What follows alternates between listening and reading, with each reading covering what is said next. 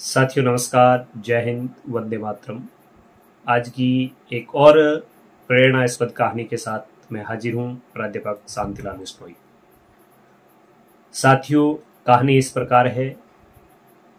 एक समय की बात है, विद्यालय में परीक्षा चल रही थी। सभी परीक्षार्थी संबंधित विषय की बहुत अच्छी तैयारी के साथ पेपर देने के लिए आए थे।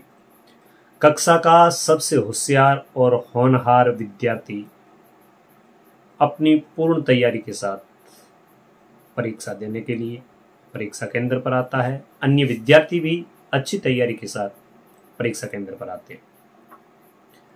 कक्षा का होनहार छात्र पेपर को जैसे ही करना शुरू करता है तो वह शुरुआत से लगाकर अंत तक सभी प्रश्नों के सही उत्तर देता है। लेकिन जैसे ही वह अंतिम प्रश्न तक पहुंचता है और अंतिम प्रश्न को देखता है तो वह बहुत चिंतित हो जाता है।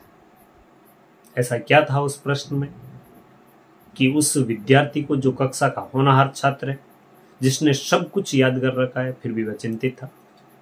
तो प्रश्न कुछ यूं था कि उस व्यक्ति का नाम बताइए जो आपके विद्यालय में सबसे पहले आता है। प्रश्न क्या था कि उस व्यक्ति का नाम बताइए जो आपके विद्यालय में सबसे पहले आता है, वह जो भी है उसका नाम लिखिए। होनहार विद्यार्थी चिंता में पड़ गया। अन्य विद्यार्थी है, वो भी इस प्रश्न को लेकर चिंतित हो गए। अब उनके मन में कौन व्यक्ति है जो सबसे पहले आता है, इसकी तो छवि उनके मन में है। हर विद्यार्थी को पता है कि सुबह सबसे पहले एक महिला आती है जिसकी आयु लगभग 50 वर्ष है, सांवला रंग है, 6 फीट या 5.5-6 फीट की लंबाई है।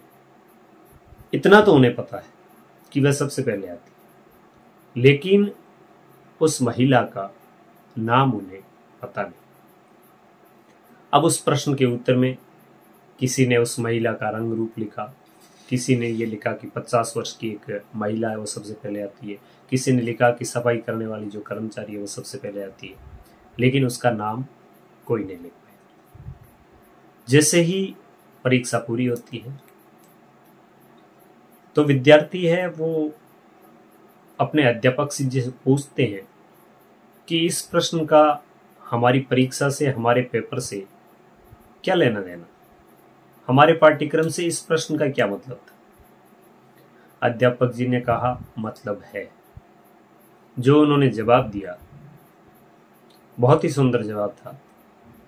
उन्होंने कहा कि हमारे आसपास कई लोग ऐसे होते हैं जो बहुत ही महत्वपूर्ण कार्यों में लगे होते हैं, लेकिन हमारा ध्यान उनकी ओर कभी नहीं जाता।